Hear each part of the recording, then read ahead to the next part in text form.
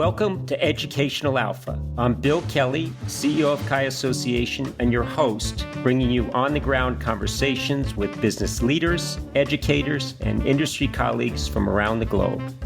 Educational Alpha is sponsored by iCapital, the financial technology company with the mission to power the world's alternative investment marketplace. Part innovator, part educator, and part navigator of the alternatives industry, iCapital offers intuitive, scalable digital solutions that have transformed how private market and hedge fund investments are bought and sold. With iCapital, financial advisors, wealth managers, and asset managers around the world now have access to everything they need to deliver the return and diversification potential of alternatives to high net worth investors. To learn more, visit iCapital.com. In this episode, Bill sits down with David Breach, President and COO of Vista Equity Partners. With over 2 decades in the industry, David shares his journey from a non-traditional background into the private equity world. The conversation delves into the transformative nature of enterprise software investments, the implications of market shifts, and the strategies for successful asset management. Listen in as they discuss the importance of governance, the impact of technological advancements, and the future of private equity in a changing financial landscape. Welcome to Educational Alpha. Thanks, Bill. Great to be here. I appreciate you joining me. And true to form, I usually start these up by asking the guest to give a little bit of their background, which I think would be great. We all know you're currently the president and COO of Vista Equity Partners. But when you talk about your background, I think it's important to emphasize the fact that there's many ways of getting into a PE shop. And maybe most kids coming out of iBanking programs or business school think that getting into the analyst program is the way. But I know plenty of people that have had law backgrounds, accounting backgrounds, experts in operational due diligence. So there's multiple pathways. And I think yours is conventional, maybe unconventional. So it'd be good to have you emphasize that too. Yeah, as I've said to my own son who aspires to be in the finance world, I've had a pretty non-traditional path, but it's been a lot of fun along the way. I started my working career in sales in the food industry when I was 19 years old. And after doing that for about 5 years, had the idea to go back to law school, went back to law school and became a corporate lawyer, started my career in Detroit, Michigan, where I largely grew up. And after a few years doing that, I really got fascinated with the world of private equity. I was a corporate M&A lawyer, but I really got fascinated with private equity. And I ended up moving to a law firm focused in private equity. That's really when I started going to the world of private equity. Worked with a lot of great private equity firms, one of them being Vista Equity Partners. I met Robert, the founder of Vista, in 2003 when he was a relatively new firm in private equity focused on enterprise software, which back then he was really one of the first to identify enterprise software as an interesting industry for buyouts. And he called me in 2014 and asked me to join him and really help grow the firm, which at the time I joined, we were about 13 billion of assets under management, about 100 employees at the firm. And I just celebrated my 9th anniversary at the firm last week, and we've grown into a little over 100 billion of assets under management, still focused on the enterprise software space with a little over 700 employees now. So it's been quite a journey, and it is not the typical path for my role, but I'm thrilled that I get to do it. I think that gives the listeners some encouragement that there's multiple ways. And sometimes I tell them, try the basement window or the back door. They're less traveled than the front. So I think that's good advice. Yeah, I would say starting as a juice salesman is for sure the basement window. Right, exactly. Well, I think nobody's career is a straight line, mine included. And I think being resilient and having a plan is critically important, but recognizing that the plans change and careers go through cycles. And we all need luck, but I think luck is highly correlated to hard work. And I think you're a case in point there. So congrats on over 20 years and the first 100 billion. I think those are great milestones.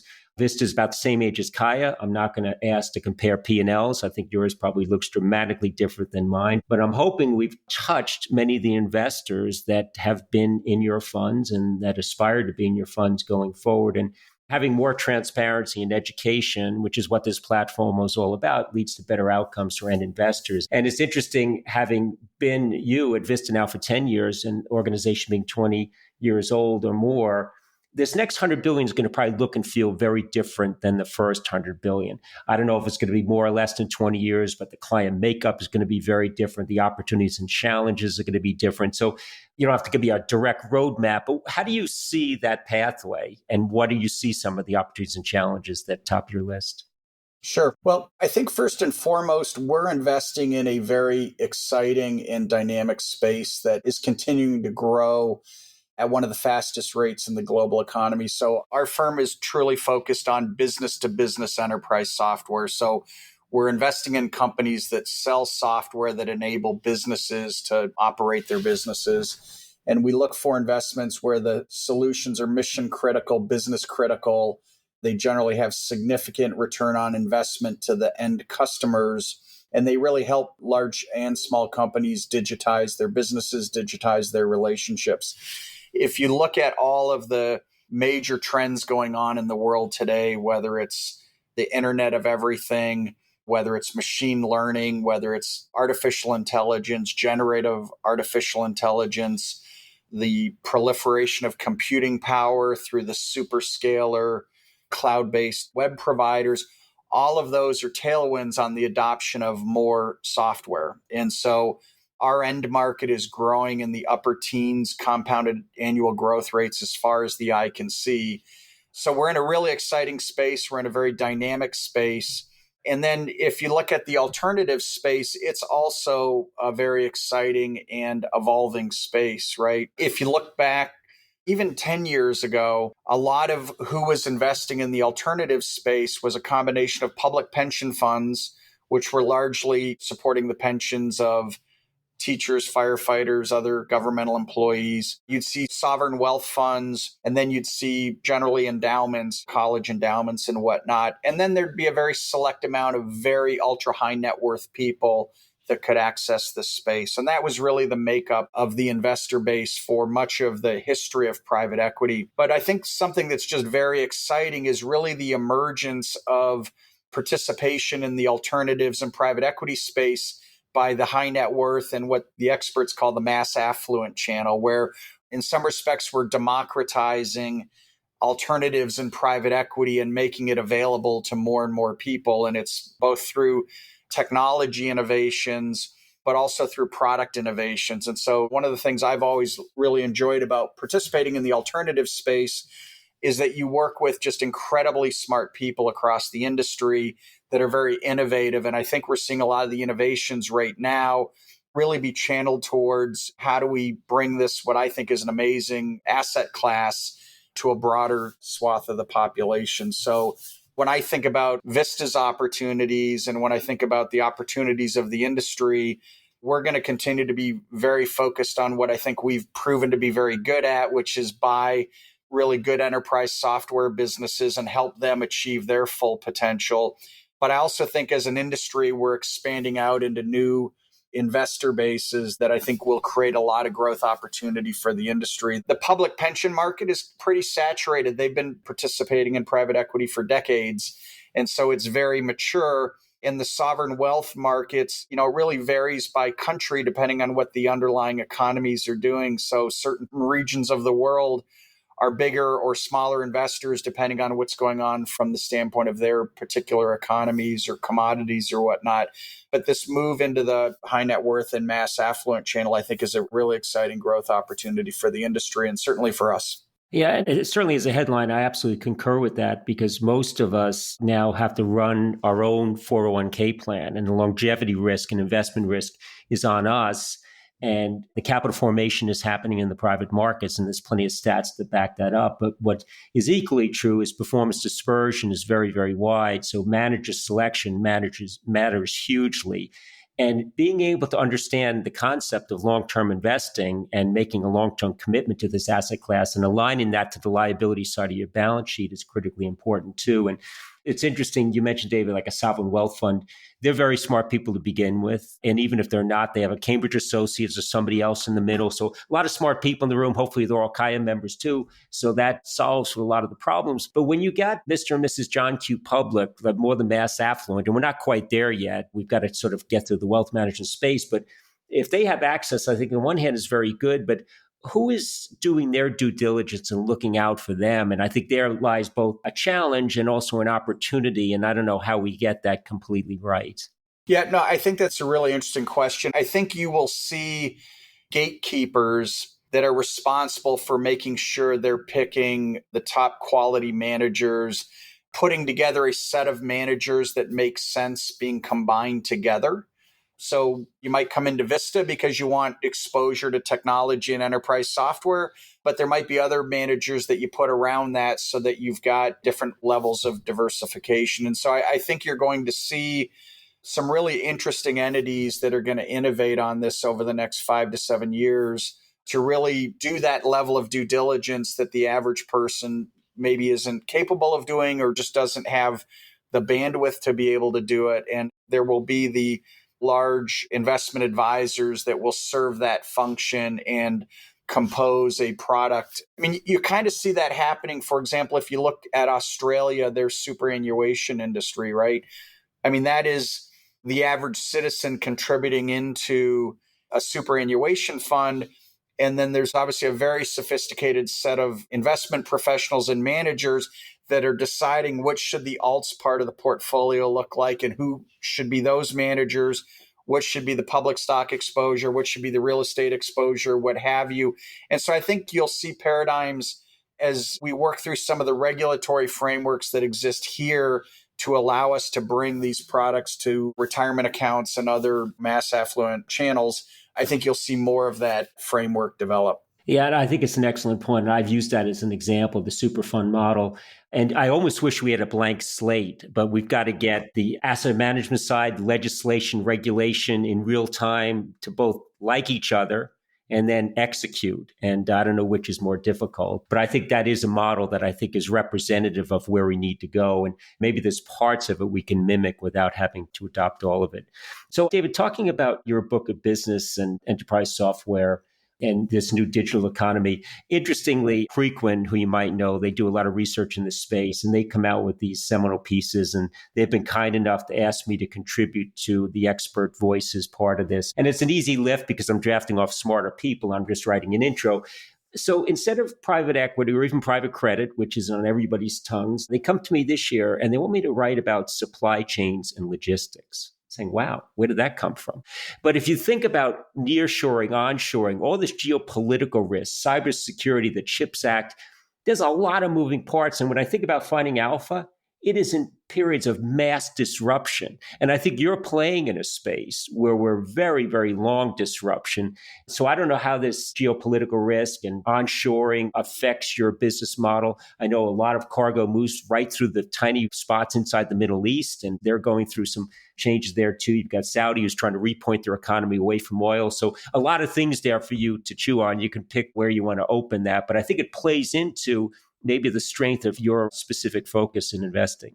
For sure. I think we saw some of it during the pandemic, but we're seeing it right now as well. I think it's critical that companies have a handle on their supply chain in a very real-time, data-driven basis. And I think one of the things that the pandemic really illustrated for a lot of companies was that they did not have visibility into their supply chain.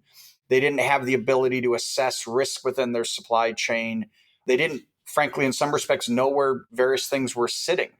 And so what was interesting about the pandemic is in the very early days of the pandemic, one of the things that we look at in the enterprise software space are bookings, meaning sales of new software.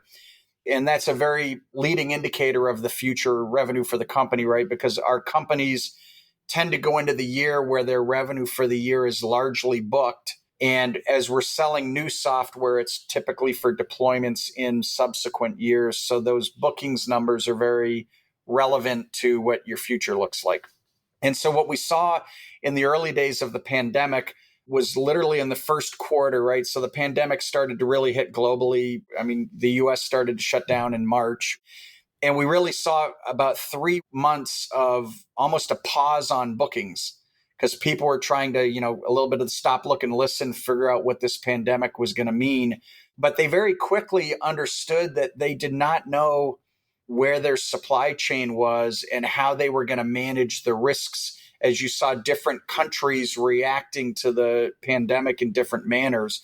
And so we then started to see a real acceleration of the acquisition of software. So we really had a very short pause and then very quickly almost an acceleration in bookings across many of our companies, because enterprises, whether they be small enterprises or large enterprises, they needed to digitize their relationships with their employees better. They needed to digitize the management of their internal assets better. They needed to digitize their supply chains better. They needed to digitize their go-to-market better, because you're not sending salespeople into people's offices anymore. So all these things happened, and you really saw, well, there had been great trends in the adoption of enterprise software. The pandemic really accelerated companies' needs to further digitize their businesses. And you won't talk to a single CEO of any medium to large company that won't say, I've got to further digitize my business to keep up with competition and to manage these challenges.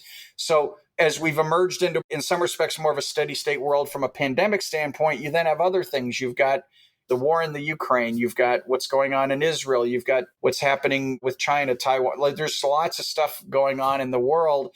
And these risks around supply chains, well, people thought, well, we're emerging from the pandemic, we can take a breath. It's like, you can't take a breath.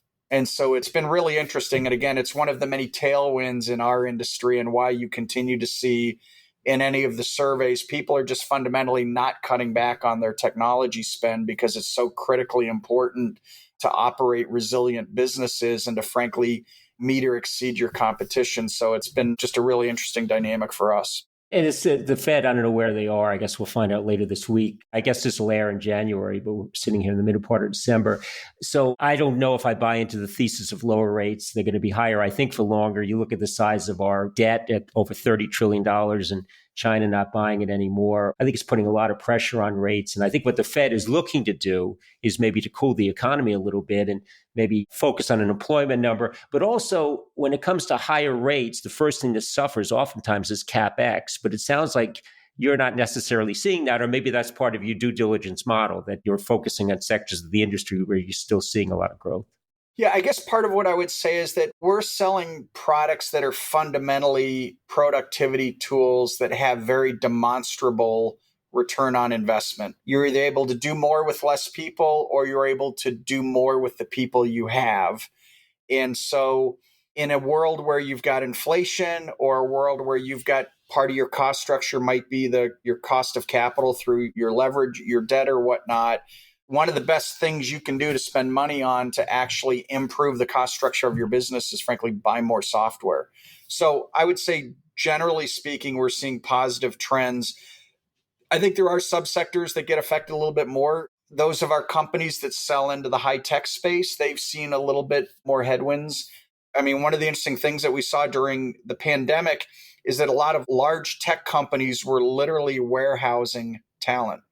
They were hiring people because there was now this notion of you could hire anyone in the country, frankly, anywhere in the world, because high-tech workers can generally function pretty effectively in a remote environment. You saw some of the largest technology companies just hiring as many people as they could find, whether they needed them or not. And then as we emerged out of that time period, and as you went into 22, the public markets started to say, wait a minute, we're not just going to reward people for growth. We want to actually see profitability.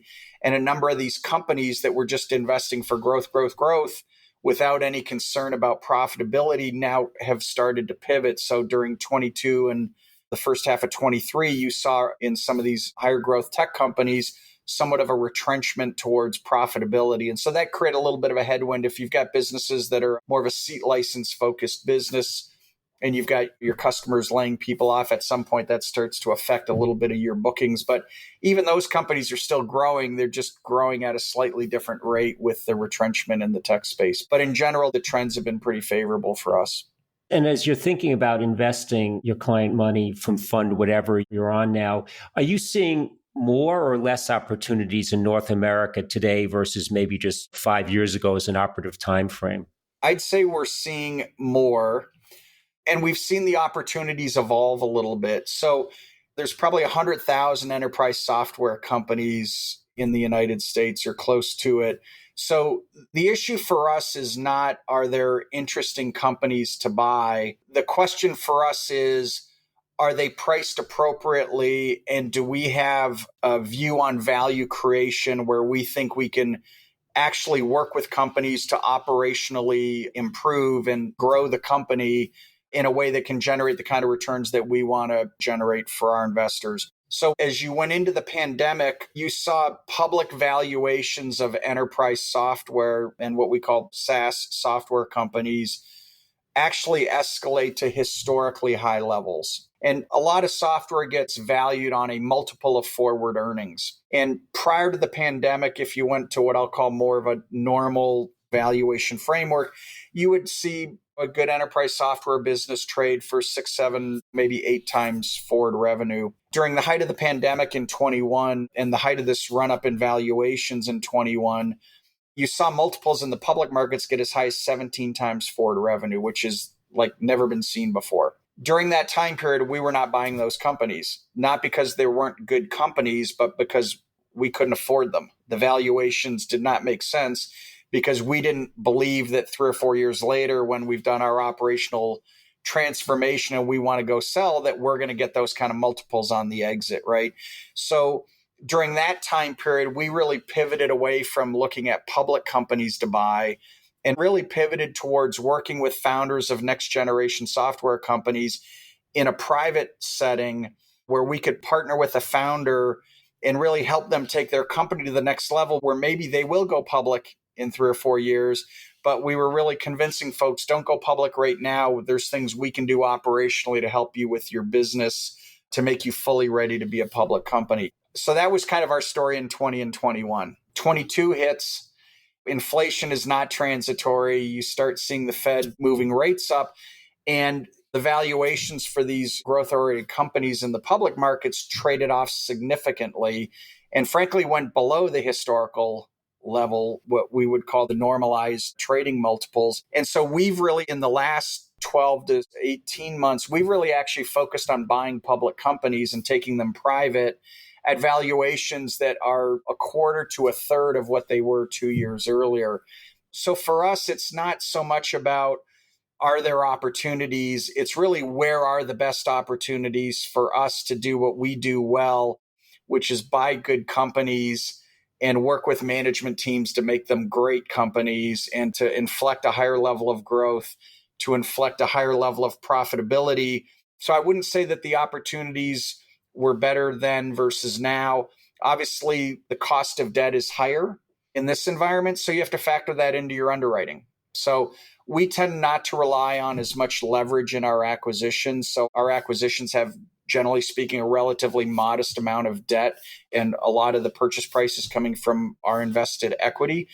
So the increase in the interest rates, it's not helpful to us, but it doesn't really stymie us all that much because, again, we're not financial engineering our way to our returns. We're really doing it through operational transformation. So we feel pretty excited about the market we're in. We've announced a number of very noteworthy transactions over the last year, and we've also had some great exits. I mean, the other thing that's been interesting is, in a market where a lot of the industry has had trouble selling companies, we've actually had some really terrific exits, including recently the sale of a company, Aptio, to IBM, where we did some really interesting things from a value creation perspective.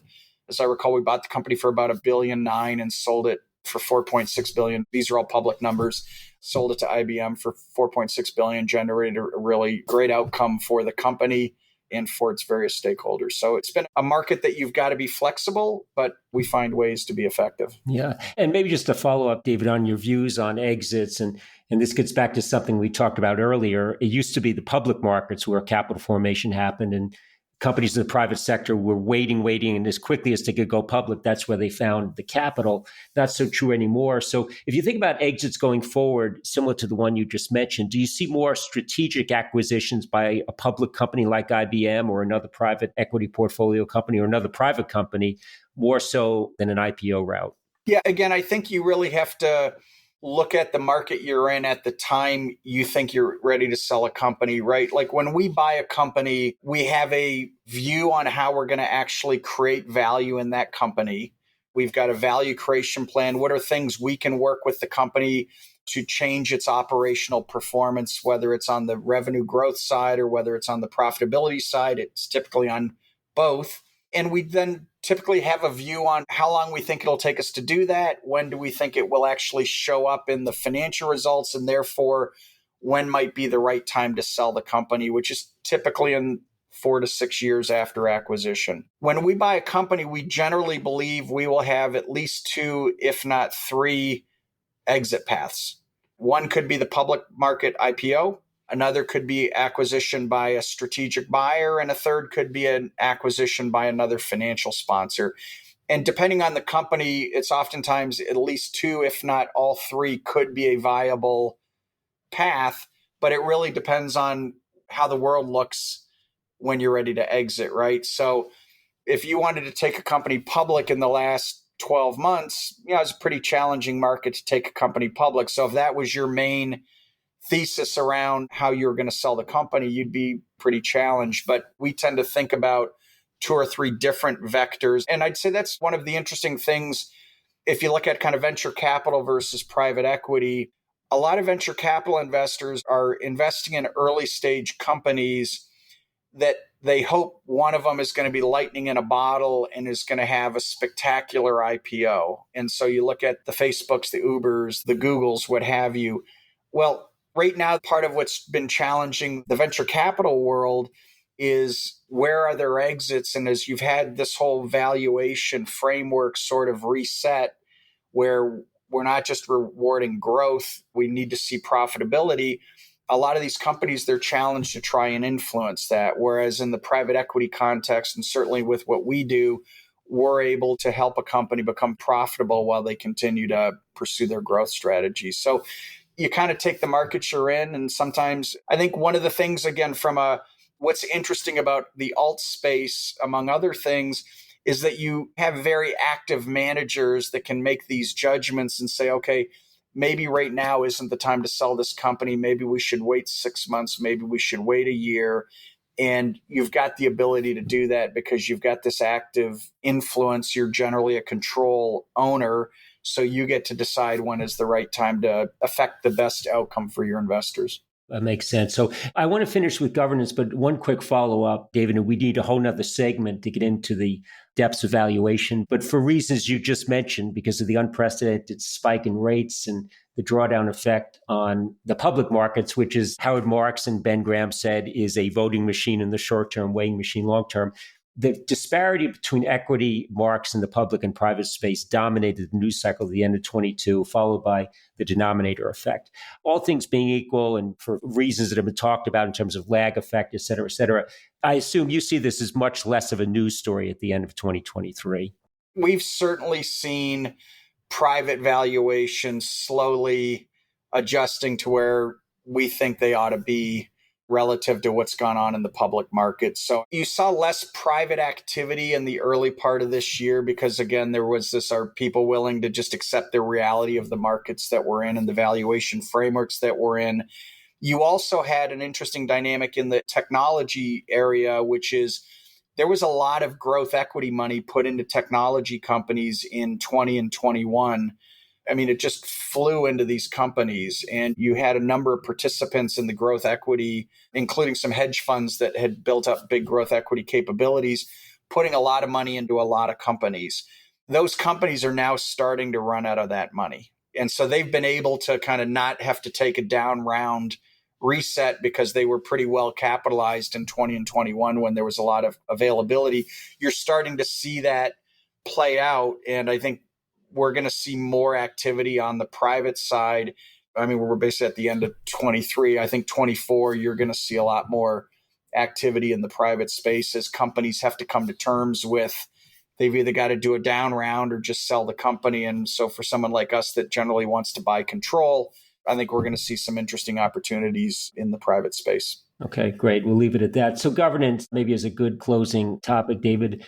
And I think the G is the forgotten letter in ESG. It's become a political football for many obvious reasons. But without proper G, the E and the S don't get executed upon, at least not properly. And going back to your days at Kirkland Ellis as a lawyer, and then certainly sitting on a lot of boards at Vista Equity Partners, I think you probably more so than most have a pretty good understanding as to what makes up good governance. Some of it can be very prescriptive. Some of it is maybe just a gut feel. And so maybe talk about the evolution of it. And there should be no evolution. Good governance should never go out of style. But we've seen a lot of headline news stories about examples of bad governance. And we just sit here and scratch our heads saying, how could the governors collectively have reached that conclusion? But maybe what are some of the hallmarks of good governance? And what do you look for as you're sitting on the boards of one of these portfolio companies?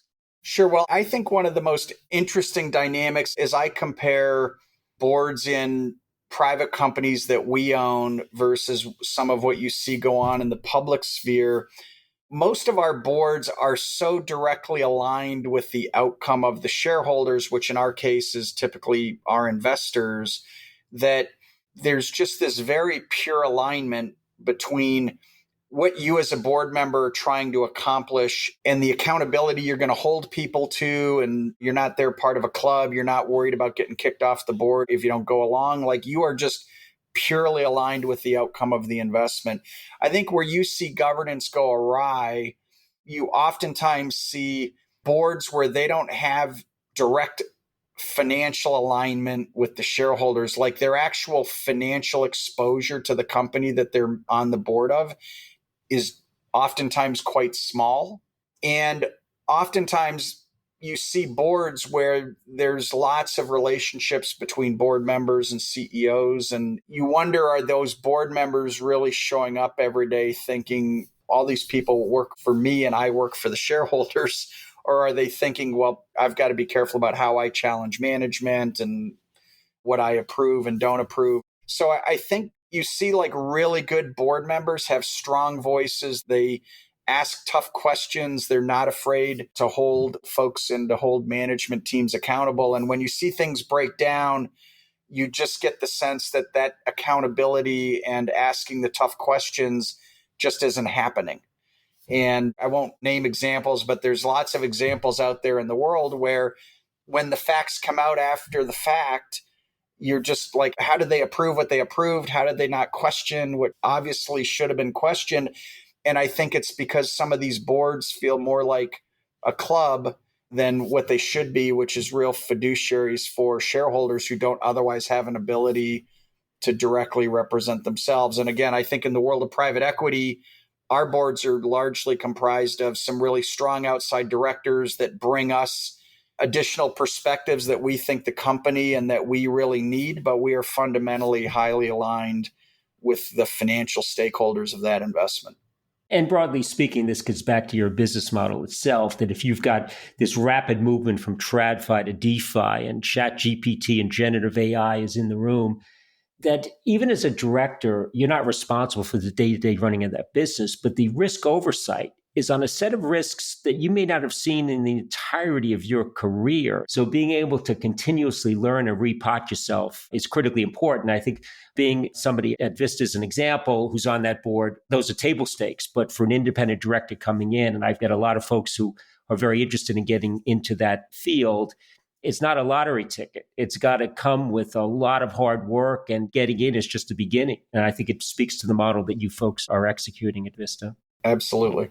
Maybe the last thing, we try to avoid commercial plugs here, but I know that you folks have an initiative, a board initiative on diversity specifically. And we talked a little bit about this before we came on, and it's less about counting how many women or people of color on the board, more about the reasons why we have diversity in the first place. And it's about a portfolio. You want to get uncorrelated views and skill sets that are going to lead to better outcomes. And maybe just a quick word on that initiative, because I think it's a powerful one. I think we got to get more people behind that. And I applaud what you're doing there. Absolutely. And it's really been a core tenet and value of Vista for a very long time around promoting diversity, both within the asset management space as well as, we're in the technology space. So if you think about two industries that have been general laggards, you'd pick the finance world and the technology world as laggards, both in terms of underrepresented minorities and frankly, gender. And so What we've found is that the only way to overcome that is just by really focused and smart effort through various programs, whether it be internship programs, other programs. So at Vista, we have a little over 700 employees. 53% of our employees, including almost 40% of our senior leadership, are gender diverse. That's very unusual in the alt space. Our boards, Robert and I set out on this a few years ago, where we're control investors. We should have very diverse boards, and we've just got to work hard and work with some of the best advisors within the board space to get highly qualified candidates that actually bring something that company needs. So to your point, it's not about the numbers. So when we think about bringing an outside director onto one of our companies, we have a very clear, this is what we want to accomplish with this outside director in terms of what they're going to contribute to our company. And then we say, let's look at a diverse slate of candidates and we're going to pick the best one, but you just work hard to find a diverse slate. So today, 100% of our controlled companies have at least one person of color. And we're a little over 90%. I wanted to be 100% by the end of the year, have at least one female director on our boards. It's not about the numbers. It's about having a purpose and then executing on that purpose. And it's something that we've benefited greatly from. We absolutely see better dialogue in our boards, better decision-making by, again, bringing together a broader group of folks to those conversations.